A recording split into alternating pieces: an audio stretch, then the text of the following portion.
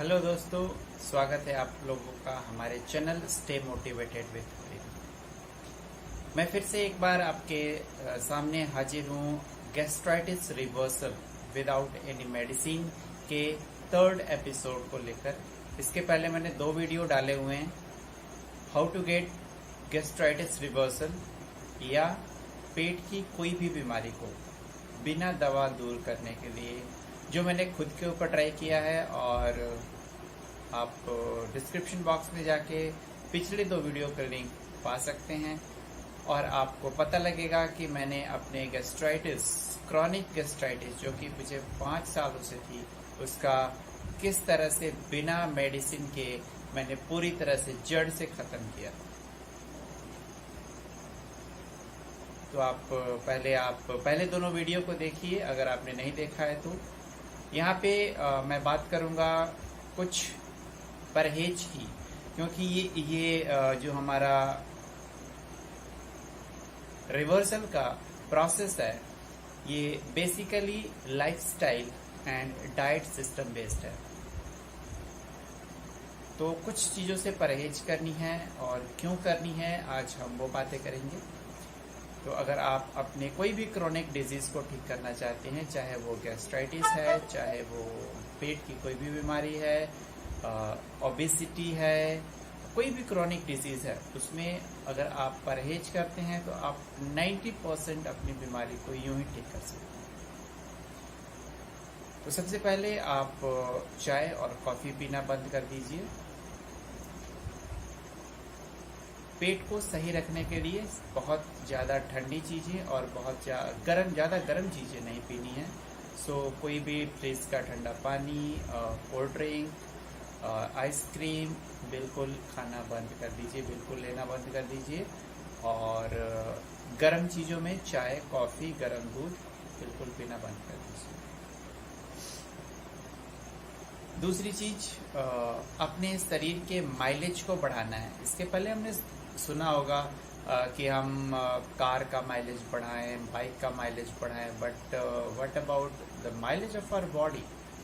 आपने देखा होगा बहुत सारे लोग केवल 2 रोटी खा के लंच में जिंदा रहते हैं, डिनर में 1 रोटी खाते हैं, 2 रोटी खाते हैं। बट कुछ लोग दिन में लंच में 10 रोटियां खाते हैं, डिनर में 8 रोटियां खाते हैं।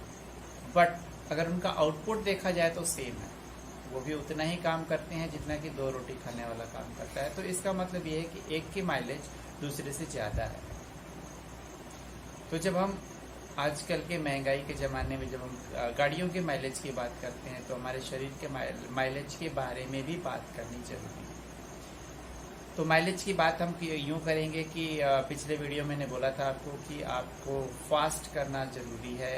एटलीस्ट 14 से 15 घंटे की फास्टिंग करनी है, जिससे कि हमारा बॉडी डिटॉक्स हो जाए, शरीर के अंदर जो भी जहरीली चीज़ें इकट्ठी हुई हैं वो बाहर निकल जाएं। तो आई होप कि आपने शुरू कर दिया होगा और आपका इफेक्ट मिलना शुरू हो गया होगा। अगर ऐसा है तो please write in the comment box so that I can get the idea कि आप में से कितने लोग इससे फ़ायदा उठा रहे हैं। तो आज हम बेसिकली बात करने वाले हैं white poisons, the white poisons that we should abstain from. ऐसे 3 वाइट पॉइजन्स, उजली जहरीली चीज़ों के बारे में बात करने वाला हूँ, जो हमारे लाइफ से काफ़ी नज़दीक से जुड़ी हुई हैं, लेकिन शायद हमें पता नहीं है कि ये हमारे लिए कितनी जहरीली और कितनी खतरनाक हैं, जिससे हम उसका अभी भी सेवन कर रहे हैं। तो पहली चीज़ है दूध।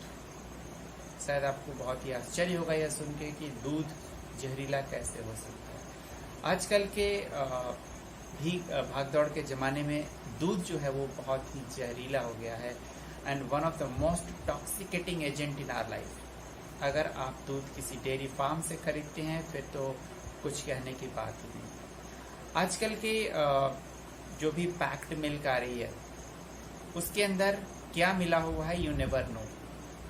क्या क्या मिला रहे हैं लोग आजकल के ज़माने में? लोग उसमें मेलामाइन मिला रहे हैं।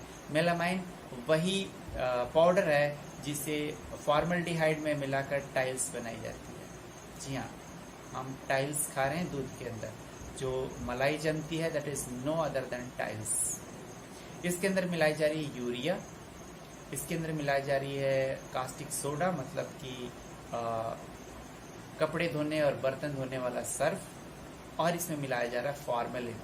फॉर्मेलिन एक ऐसा जहरीला पदार्थ है जो कि लाशों को सड़ने से बचाता है।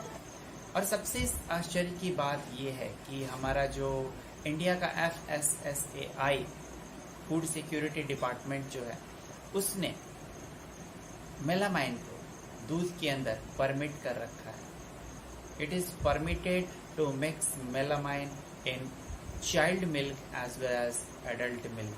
बच्चों के दूध में भी पाउडर लैक्टोजेन, जो भी बच्चों का दूध आता है पीने को, उसमें भी मेलामाइन मिलाना परमिटेड किया हुआ है FSSAI ने। अगर आपको विश्वास नहीं है, you can google out, google निकालिए और खोजिए what amount of melamine is permitted in your milk, और वो परमिटेड है, मिलाते कितना है गॉड नोस।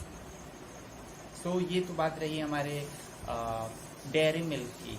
तो आप सोचेंगे नहीं, हम तो डेयरी मिल्क से दूध नहीं लेते हैं, हम तो अपने गाय वाले से लेते हैं, उसके घर जाके लाते हैं।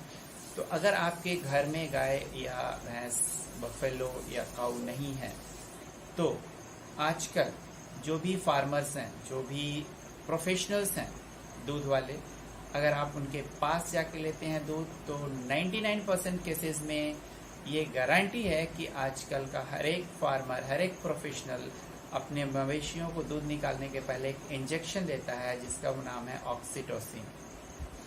अब आप what are the dangers of oxytocin आप अपने गूगल में सर्च कर सकते हैं, और आपको पता लगेगा कि जो आप दूध आपको लग रहा है कि आप सामने से लेके आ रहे हैं, वो दूध भी काफ़ी डेंजरस है, क्योंकि आपके सामने वो इंजेक्शन नहीं लगाया जाता। आपको पहुंचने के पहले गाय या भैंस को इंजेक्शन लगा दिया जाता है, और जब आप पहुंचते हैं तो जो मैमल्स होते हैं गाय के या भैंस के, जो हम उनके दूध को स्टोर करने के का ऑर्गन होता है, वो ऑक्सीटोसिन के इंजेक्शन की वजह से ढीला पड़ जाता है, और जो मवेशी होता है वो दूध को अपने अंदर स्टोर नहीं कर पाता है। अदरवाइज आपने महसूस किया होगा कि जब आपके घर में कभी मवेशी हुआ करते थे या अभी हैं, तो अपने बच्चों के लिए मवेशी जो है दूध बचा के रख लेते हैं, लेकिन ऑक्सीटोसिन से ऐसा नहीं होता है, और वो ऑक्सीटोसिन हमारे दूध में भी जानवरों के थ्रू पहुंच रहा है। उससे कितनी सारे मवेशी मर रहे हैं, और उसका असर डायरेक्टली हमारे हेल्थ के ऊपर पड़ रहा है। तो आप प्लीज़ सावधान हो जाइए। और तीसरी बात, अगर आपको लगता है कि आपके घर के अंदर दूध है, I mean, आपके घर में मवेशी है और आप बिल्कुल फ्रेश दूध निकाल के अपने घर का दूध पी रहे हैं, तो भी एक अलर्ट की ज़रूरत है। वो ये कि दूध को पचाने के लिए बेसिकली जो गाय है वो अपने दूध जो है वो अपने बच्चे के लिए देती है, फॉर अ काफ। हमारे लिए दूध नहीं देती है, नेचर ने उसने बनाया है अपने बच्चे को दूध पिलाने के लिए। तो जो भी न्यूट्रिएंट्स हैं उसके दूध में, उसको पचाना इतना आसान नहीं होता है। रीज़न बीइंग, जो बछड़ा होता है, जो काफ होता है, उसका जो इंटेस्टाइन होता है, स्मॉल इंटेस्टाइन, वो करीब 100 फीट का होता है, वेयरएज एक ह्यूमन बीइंग का स्मॉल इंटेस्टाइन लगभग 7 मीटर या यूं कहें तो 22 फीट का होता है। तो जितना देर दूध ट्रेवल करेगा इंटेस्टाइन के अंदर, उतना ही उसका डाइजेशन अच्छा होगा। तो गाय का दूध जो है वो डाइजेशन के लिए इंटेस्टाइन के अंदर 100 मीटर ट्रेवल करने के बाद अच्छी तरह से डाइजेस्ट होता है। तो ये आपको समझना पड़ेगा। आप खुद से गूगल में इसको रिसर्च कर सकते हैं कि कितना टाइम लगता है दूध को पचाने में। तो हम दूध तो पीते हैं, हमें लगता है कि हम बहुत अच्छा न्यूट्रिएंट को डाइजेस्ट कर रहे हैं, लेकिन सालों से दूध पीते आ रहे हैं, कुछ हो तो वो क्यों नहीं रहा है? हड्डियों में क्यों कमजोरी हो जा रही है? हड्डियों में दर्द क्यों हो जा रहा है? आर्थराइटिस क्यों हो जा रहा है इतना दूध पीने के बाद भी? रीज़न ये है कि हम जो भी दूध पी रहे हैं वो जिस तरह से पी रहे हैं उसी तरह से बाहर निकल जा रहा है, उसका डाइजेशन नहीं हो रहा है, उसका न्यूट्रिएंट्स हमारे शरीर में नहीं लग रहा है, क्योंकि दूध को पचाना इतना आसान नहीं है। हाउएवर, अगर बच्चे 16 साल से नीचे के हैं तो उनका पाचन शक्ति काफ़ी स्ट्रांग होता है और वो इस दूध को डाइजेस्ट कर सकते हैं, not fully but at least partially. लेकिन एक 16 और 18 साल के बाद जब हमारा बॉडी के अंदर कैल्शियम की ज़रूरत कम हो जाती है, कैल्शियम का कंजम्पशन कम हो जाता है, हड्डियां जो है वो बननी बंद हो जाती हैं, ग्रोथ रुक जाता है, तो हमारे दूध बॉडी के अंदर कैल्शियम, दूध और उसके अंदर का कैल्शियम जो है वो डाइजेस्ट नहीं हो पाता है, न्यूट्रिएंट्स अब्जॉर्ब नहीं हो पाता है और वो पूरा का पूरा वेस्ट चला जाता है। तो मेरा पहला रिक्वेस्ट आपसे है कि आप चेक कीजिए कि आप किस तरह के दूध ले रहे हैं और if possible try to stop taking milk. अगर आप किसी भी डिजीज को रिवर्स करना चाहते हैं तो दूध पीना बंद कीजिए, चाहे वो घर का हो, चाहे फार्मर्स का हो, चाहे डेयरी का हो। Please stop taking milk because our body is made to milk, take the plant milk rather than animal milk. Plant से बने मिल्क लीजिए। हमारे पास बहुत सारे ऑप्शंस हैं जहां से हम प्लांट से डायरेक्ट मिल्क को एक्सट्रैक्ट कर सकते हैं और जहरीले दूध से हम बच सकते हैं।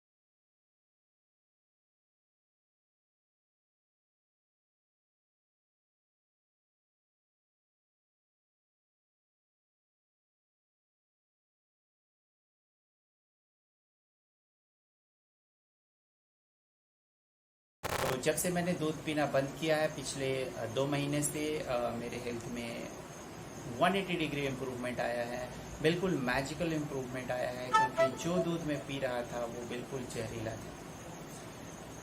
तो क्या क्या तरीके हैं, क्या क्या प्लांट मिल्क्स हैं जिससे हम रिप्लेस करते हैं काउ मिल्क या बफेलो मिल्क को। तो पहला है कोकोनट मिल्क। कोकोनट, जिसे हमारे ग्रंथों में एकमात्र ऐसा फल है जिसे श्री फल बोला गया है, जिसके स्टार्टिंग में श्री लगा हुआ है। इसके अंदर इतने सारे न्यूट्रिएंट्स, मिनरल्स, विटामिन्स भरे पड़े हैं जो दूध में शायद उस मात्रा में नहीं है। और यही कारण है कि हमारे पूर्वजों ने हर परंपरा के अंदर जो कोकोनट था, नारियल था, उसे अनिवार्य कर दिया था। उनको पता था कि किसी बहाने अगर घर में नारियल आ जाए तो हम एटलीस्ट उसे कंज्यूम करेंगे। पर धीरे धीरे वो परंपरा जो है वो कम होती चली जा रही है। तो मुझे मेरी आपसे गुजारिश है कि अपने घर में नारियल को लाना है, पानी वाला नारियल, जिसके अंदर पानी भरा होता है बट जिसके अंदर गरी भी होती है। वो हरा वाला नारियल नहीं, नारियल का गोला जिसके अंदर पानी होती है, उसे फोड़ के पूजा में फोड़ा जाता है वो नारियल। उसको दूध निकालने का तरीका यह है कि उसके अंदर 3 आंखें होती हैं। 3 आंखों में एक आंख बहुत सॉफ्ट होती है, उसको चाकू से काट के उसके अंदर से पानी निकाल लेना है। फिर उसको फ्रीज़र में फोड़ देना है। पहले फोड़ने के बाद उसको फ्रीज़र में आधे घंटे रख देना है, जिससे कि वो सिकुड़ जाएगा और वो अपनी जो उसकी खोपड़ी होगी उसको छोड़ देगा। फिर उसको बाहर निकाल के 10 मिनट पानी में डालना है और फिर आप चम्मच से आसानी से पूरी गरी को निकाल सकते हैं। उसके बाद उसको ग्राइंड कर देना है पानी के साथ, चाहे जूसर में उसको जूसर के साथ निकाल सकते हैं या फिर ग्राइंडर में।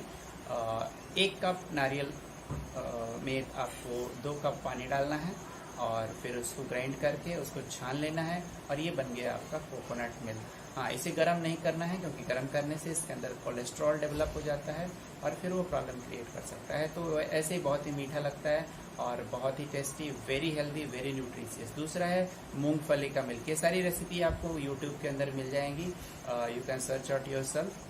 तो कोकोनट मिल्क, मूंगफली milk, that is called peanut milk. आप बना सकते हैं almond milk, very healthy, very cheap. ये जितने दूध में बता रहा हूँ सब जो है वो मार्केट वाले मिल्क से भी सस्ते पड़ेंगे। आप एक बार ट्राई करके देखिए। चौथा है सोया मिल्क। सोयाबीन का मिल्क बना सकते हैं, very nutritious, full of all the proteins. तो पहला, आप व्हाइट पॉइजन मिल्क को अवॉइड कीजिए। Second white poison is our sugar.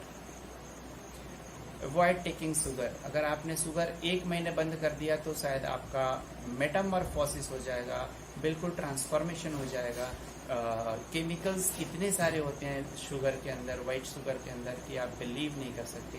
आप गूगल में टाइप करके चेक कर सकते हैं what are the disadvantages of sugar. Sugar के केमिकल को अगर आप खेत में डाल दें तो खेत बंजर हो जाएगा, it will become a desert. इतने सारे केमिकल्स होते हैं। तो किसी भी फॉर्म में शुगर नहीं लेना है, चाहे वो ब्राउन शुगर हो, व्हाइट शुगर हो, रेड शुगर हो। Try to stop taking sugar and stop giving any content, any product having the sugar. ऐसा नहीं कि केवल चीनी, हर एक प्रोडक्ट जिसके अंदर चीनी है वो नहीं लेना है। लाइक आइसक्रीम, आइसक्रीम के अंदर चीनी है, कोल्ड ड्रिंक के अंदर चीनी है, मार्केट जूस के अंदर चीनी है। हर एक आइटम जो खाने में मीठा है उसके अंदर चीनी है। तो मीठा खाना मना नहीं है बट चीनी खाना मना है। तो चीनी को रिप्लेस करना है मीठी चीज़ों से। लाइक डेट्स, खजूर खा सकते हैं आप खजूर को ग्राइंड करके चीनी की जगह यूज़ कर सकते हैं। आप किशमिश ले सकते हैं, आप मिश्री ले सकते हैं, मिश्री को ग्राइंड करके आप घर की चीनी बना सकते हैं। सो पहले तो आपको अवॉइड करना है। अगर आप पेट की बीमारी या किसी भी क्रॉनिक डिजीज को ठीक करना चाहते हैं तो मीठा खाना कम कीजिए और चीनी तो बिल्कुल बंद कर दीजिए। और तीसरा व्हाइट पॉइजन है नमक। जो बाजार से हम व्हाइट नमक खरीद के लाते हैं, it is having a huge quantity of sodium. इसके अंदर सोडियम बहुत ज़्यादा मात्रा में होता है। इसको रिफाइन करने के लिए जो केमिकल्स यूज़ किए जाते हैं वो बहुत ज़्यादा मात्रा में होता है और ये हमारे बॉडी के अंदर ब्लड प्रेशर को काफ़ी हाई कर देता है। तो इससे भी बचना है और इसकी जगह हमें हिमालयन पिंक साल्ट यूज़ करना है। और वो भी ग्राइंडेड नहीं होना चाहिए, पीसा हुआ नहीं होना चाहिए, क्योंकि आजकल मिलावट इतनी ज़्यादा है कि आप विश्वास नहीं कर सकते कि उसके अंदर पत्थर भी मिला के बेचा जा रहा है। तो आपको चंक्स खरीदने हैं, बड़े बड़े चंक्स अमेजोन के अंदर अवेलेबल है। मैं डिस्क्रिप्शन बॉक्स में लिंक भी दे दूंगा जहां से आप सेंधा नमक, हिमालयन पिंक साल्ट को डायरेक्टली खरीद सकते हैं। और आप advantage of Himalayan pink salt के एडवांटेज गूगल में सर्च कर सकते हैं, कितने सारे एडवांटेजेस हैं। Because it is full of all the minerals, all the vitamins.